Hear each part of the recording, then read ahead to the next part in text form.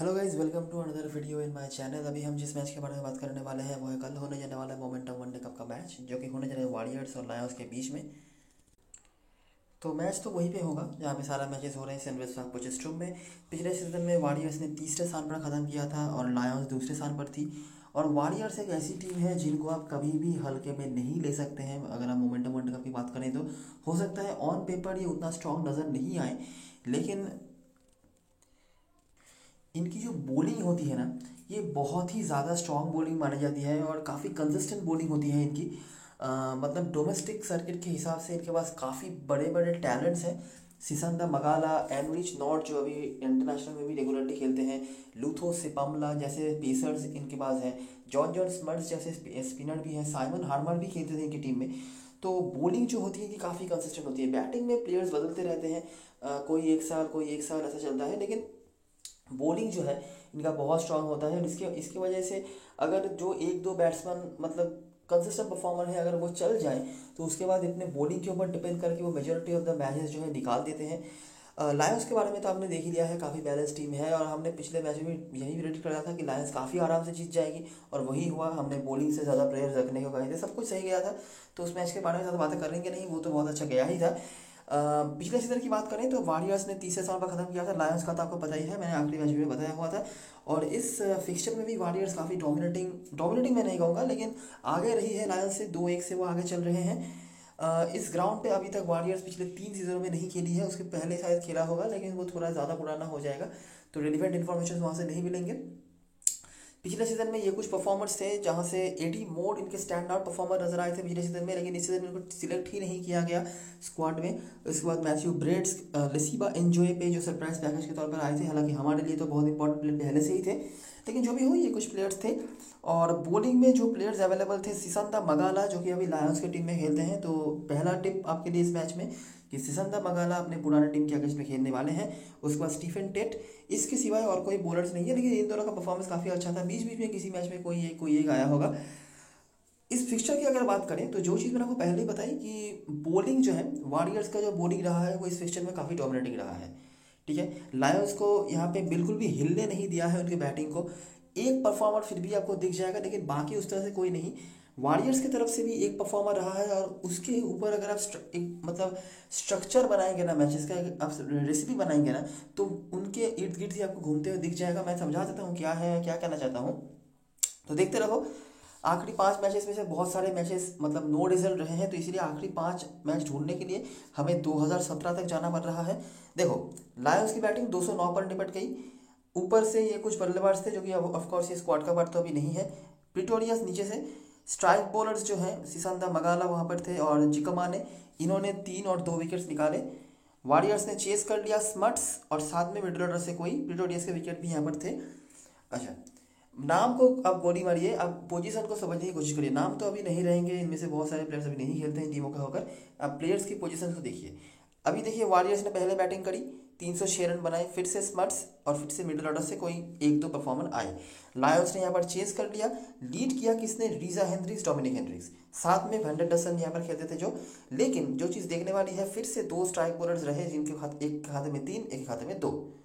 अच्छा, उसके बाद थर्ड मैच फिर से वॉरियर्स ने पहले बैटिंग करी, फिर से यहाँ पर 309 रन बना दिए। यहाँ पर स्मर्ट्स नहीं खेल रहे थे, तो स्मर्ट्स जब नहीं है तो टॉप ऑर्डर से जो स्मर्ट्स का परफॉर्मेंस आ रहा था वो तो नहीं आया, लेकिन मिडिल ऑर्डर से परफॉर्मर फिर से हमें देखने को मिले, जिस यहाँ पर क्वेशियल आ गए थे। बॉलिंग में ये कुछ विकेट टेकर्स थे। लायंस यहाँ पर चेस नहीं कर पाई, 41 ओवर का मैच रह गया था। फिर से डोमिनिक हेनड्रिक्स और इस बार निकी वैंडनबर्ग मिडिल ऑर्डर से आए थे। फिर से एक स्ट्राइक बॉलर उभर के आए वॉरियर्स की तरफ से, जिनके खाते में 3 विकेट्स। अच्छा, स्मर्ट्स यहाँ पर खेल रहे थे, बैटिंग से कुछ कर नहीं पाए, बॉलिंग से उन्होंने 3 विकेट निकाला था, तो इस मैच में स्मर्ट्स का बैटिंग कुछ चला नहीं था। फिर से इसी स्ट्राइक बॉलर का 3 विकेट और एक स्ट्राइक बॉलर का 2 विकेट। अच्छा, इस बार लायंस ने पहले बैटिंग करा। डोमिनिक हेनरिक्स यहाँ पर नहीं चला, रिकल्टन के कुछ रन है, विलियम लुकबे के कुछ रन है, नीचे से पोटगाइटर।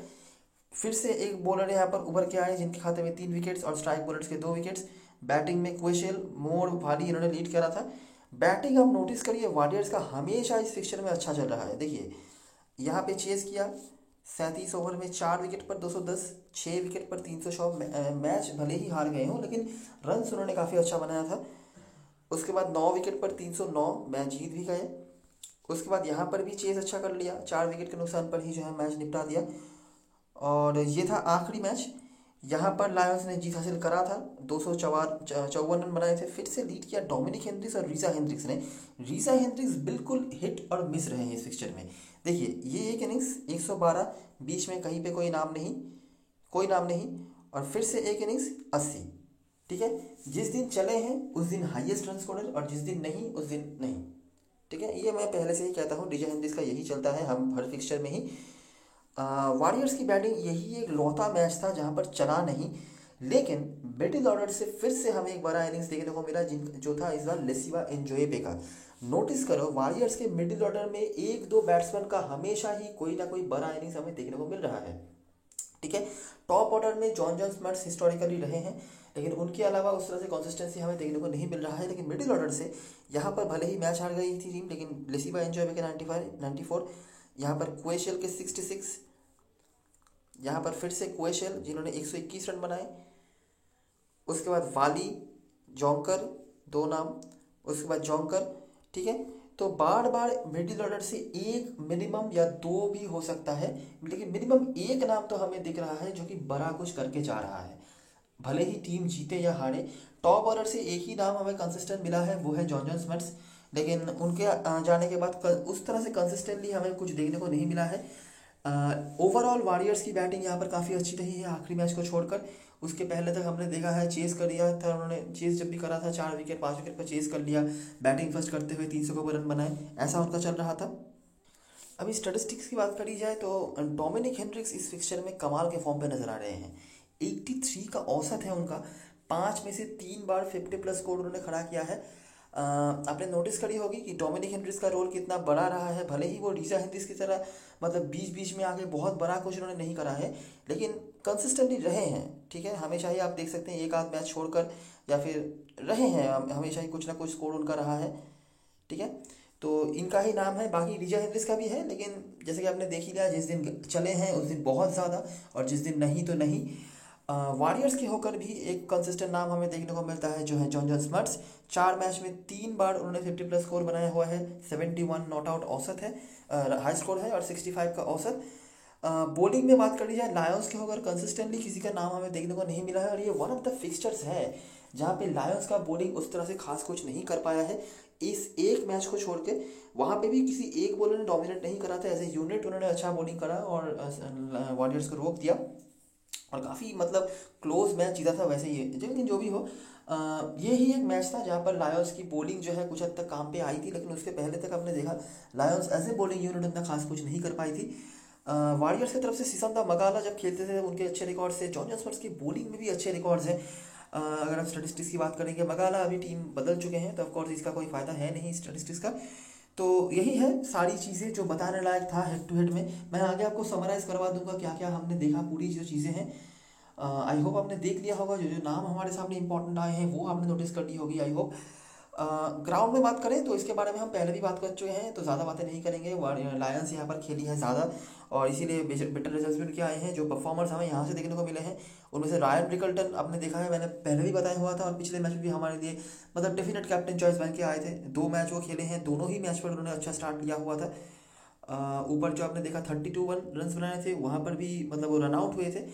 इसके सिवाय रीजा हेनरिक्स हिट और मिस टाइप रहे हैं, जहाँ पर वो हमेशा ही रहते हैं, जिस दिन चले हैं उस दिन बहुत लंबा, और जिस दिन नहीं उस दिन नहीं। इसके सिवाय निकी वैंडनबर्ग ने भी बीच बीच में 20-30 रन करके बनाए हैं, लेकिन उसका कुछ फ़ायदा है नहीं। और बाकी यहाँ पर कुछ खास बताने के लिए नहीं है। अभी आ जाते हैं प्लेइंग 11 पर, जो बताने लायक है। ग्राउंड तो हर मैच में एक ही होता है, बार बार क्या ही बताएं आपको।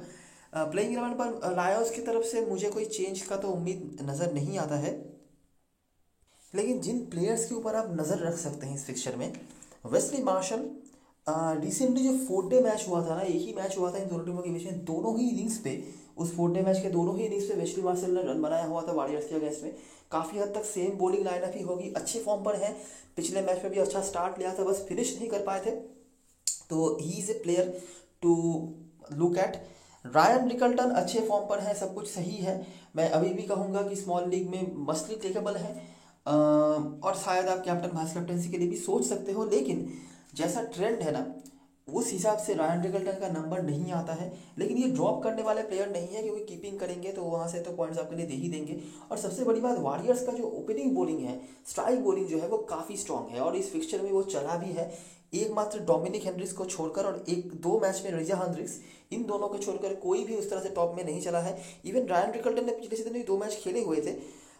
एक में उन्होंने यहाँ पे मतलब कोई रन नहीं बनाया था, और दूसरे में यहाँ पे कुछ 40 प्लस कुछ रन बनाया था, जिसका ऑफकोर्स 50 ओवर मैचेस में ज़्यादा इफेक्ट पड़ता नहीं है। तो यही है। लेकिन हाँ, मैं कहूँगा स्मॉल लीग में टेकेबल प्लेयर्स हैं, लेकिन अगर आप रिस्क लेना चाहते हो तो रायन रिकल्टन पे एक रिस्क आप ले सकते हो। कीपिंग के पॉइंट्स देंगे तो अगर समझ लीजिए 40 रन भी बना देते हैं तो at the end of the match 70 के आसपास उनके पॉइंट्स हो सकते हैं, तो इसलिए रिस्क होगा। स्मॉल लीग में नहीं कहूँगा मैं, लेकिन बड़ी लीग में ऑफकोर्स आप ले सकते हो। रिजा हेनरिक्स का आपने देखा है, इनका कोई प्रेडिक्शन मैं तो नहीं कर सकता, लेकिन हाँ, स्मॉल लीग में ड्रॉपेबल प्लेयर नहीं है अभी। मैं कहूँगा अगर चल गए तो मतलब कम पे नहीं रुकेंगे, या पकड़ के चल सकते हो। डोमिनिक हेनरिक्स फॉर्म अच्छा है, रिकॉर्ड्स अच्छे हैं, और मतलब कोई रीज़न नहीं है मेरे पास इनको ड्रॉप करने का। बाकी चलेंगे नहीं चलेंगे वो अलग बात है, लेकिन सारी चीज़ें इनके सपोर्ट में बात कर रही हैं। निकी वैंडनबर्ग पिछले मैच में अच्छे टच पे नजर आए थे, ठीक है, मतलब फिनिश करने के चक्कर में आउट हो गए थे वो अलग बात है, लेकिन अच्छे टच पे नजर आए हैं, और ये हमेशा एक डिपेंडेबल बैट के तौर पे माने जाते हैं। अगर आप बड़ी लीग खेल रहे हो, यहाँ पे मार्शल, रिजा हेनरिक्स, रिकल्टन, तीनों में से मिनिमम दो को छोड़ रहे हो, निकी वैंडनबर्ग मस्ट हैव हो जाते हैं आपके लिए, ठीक है। कैसे मैनेज करोगे स्मॉल लीग में पॉसिबल नहीं है, लेकिन बड़ी लीग में निकी वैंडनबर्ग और पोर्टगाइटर पिछले मैच में बैटिंग से कुछ खास कर नहीं पाए थे।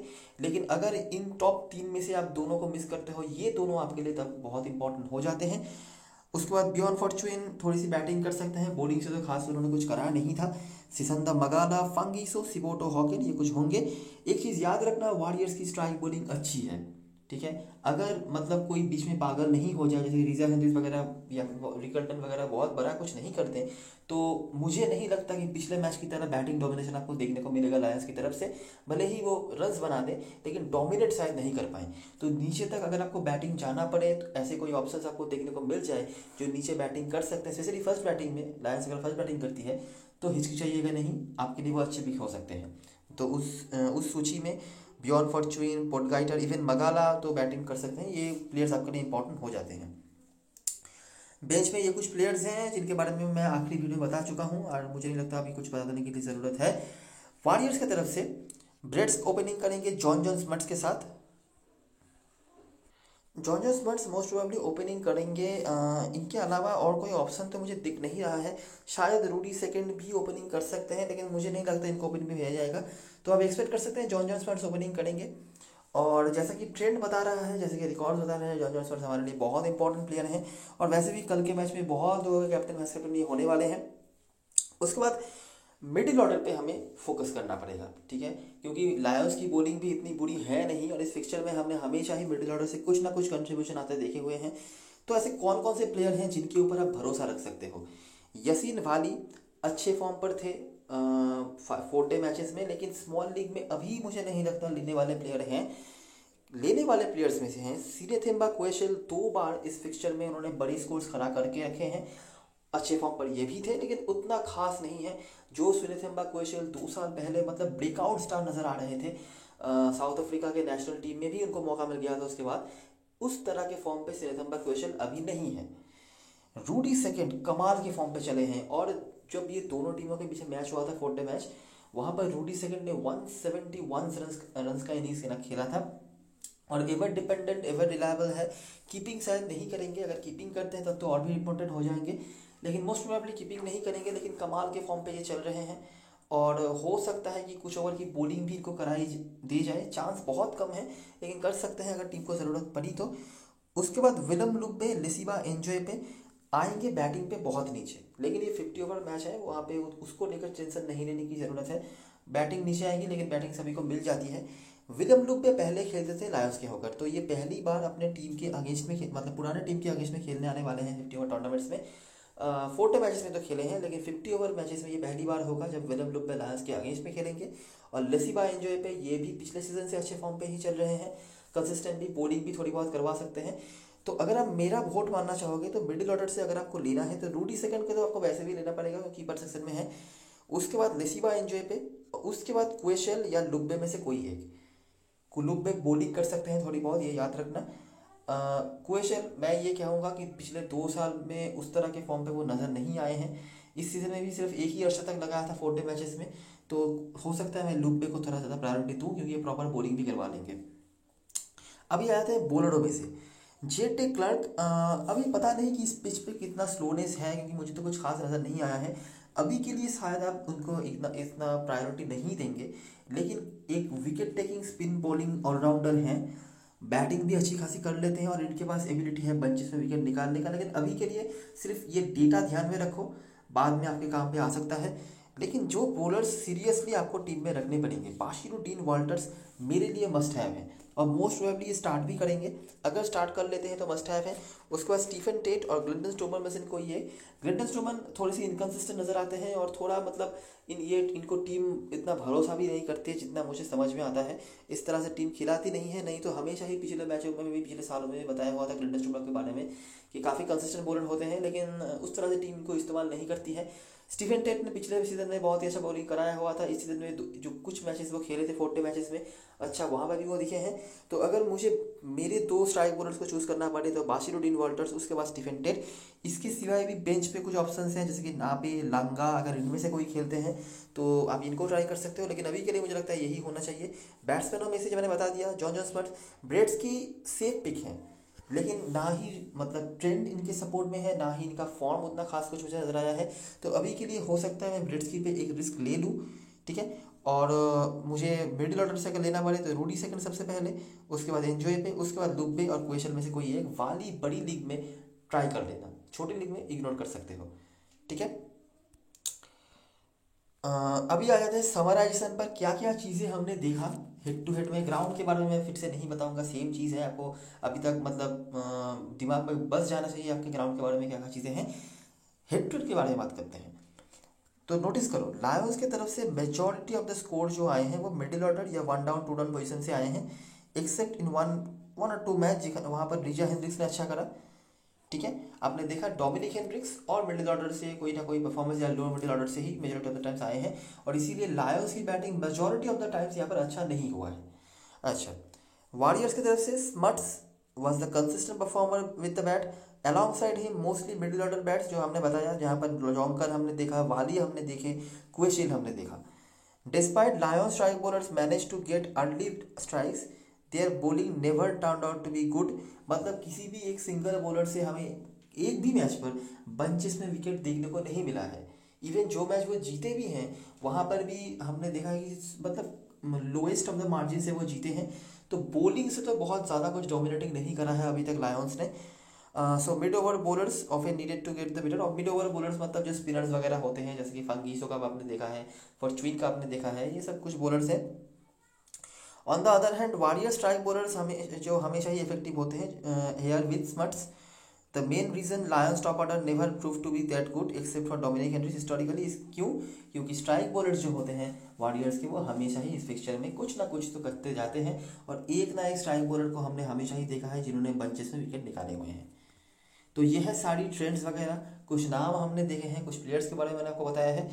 कैप्टन वाइस कैप्टन चॉइस की बात करें, लायंस के होकर रिकल्टन यूनिवर्सल कैप्टन है। कल के मैच में कैप्टन या वाइस कैप्टन में से कोई ना एक तो आपको देखने को मिल ही जाएगा अपने 90% ओपोनेंट्स में। उसके बाद रिचा हेनरिक्स को अभी भी लोग बना रहे हैं कैप्टन वाइस कैप्टन, और ये मतलब बनते भी हैं, ठीक है। ये एक ऐसे प्लेयर हैं अगर चल गए मतलब आपको इनको बीपीएल के एरॉन फिंच के साथ कंपेयर कर सकते हैं। नहीं चल रहे हैं, नहीं चल रहे हैं, नहीं चल रहे हैं, आप इनको इग्नोर फिर भी नहीं कर सकते, लेकिन जिस दिन चलेंगे उस दिन 7वें आसमान तक इनका परफॉर्मेंस चला जाएगा। उसके बाद डोमिनिक हेनरिक्स, डिलान पॉडकाइटर। रिस्क लेना है तो विलियम मार्शल एक बहुत ही अच्छे ऑप्शन बन सकते हैं, बैटिंग में फॉर्म पे है सबसे बड़ी बात, और रिसेंटली जो मैच खेल के आए हैं 4 डे मैच, वहाँ पर दोनों इनिंग्स पे ही इनके रन थे वॉरियर्स के अगेंस्ट में। उसके बाद फचुइन और मगाला बॉलिंग में से, वॉरियर्स की तरफ से जॉन स्मार्ट्स और रूडी सेकंड सेफेस्ट में होंगे। उसके बाद ब्रेड्स और यसीन वाली। रिस्क लेना है तो एंजॉय पे या फिर लुब्बे में से कोई एक, और बाशिरो डीन वॉल्टर्स बॉलरों में से। तो ये रही सारी चीज़ें और सारी एनालिसिस। अभी एक बार देख लेते हैं ड्रीम 11 की टीम।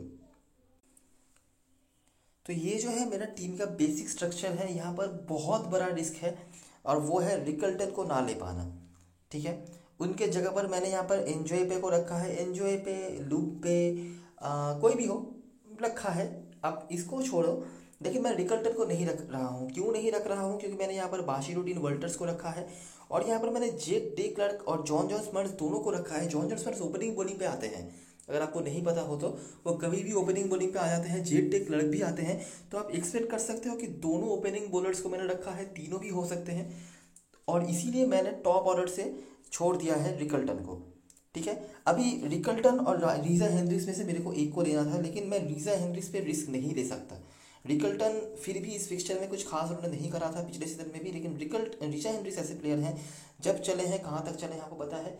तो ये एक पॉइंट ऑफ रिस्क है। अगर आप लेना चाहते हो ये भी कर सकते हो आप कि वेस्ली मार्शल को नहीं लो, एंजॉय को नहीं लो और उसके जगह पर रिकल्टन को ले लो, ये सेफ है। लेकिन कहीं ना कहीं पे तो आपको एक्सपेरिमेंट करना पड़ेगा, सही है। तो इसीलिए मैंने ये एक्सपेरिमेंट करा है, वेस्ली मार्शल के जगह पर रिकल्टन, इजी प्रोसेस हो जाएगा, आप कोई दिक्कत वाली बात नहीं है, आप वो कर सकते हो। लेकिन मैं क्योंकि रिस्क लूंगा पर्सनली, तो मैं ऐसा बनाऊंगा। और वेस्ली मार्शल अच्छे फॉर्म पर है, पिछले मैच में भी अच्छे टच पे नजर आए थे, रिकल्टन भी अच्छे फॉर्म पर है।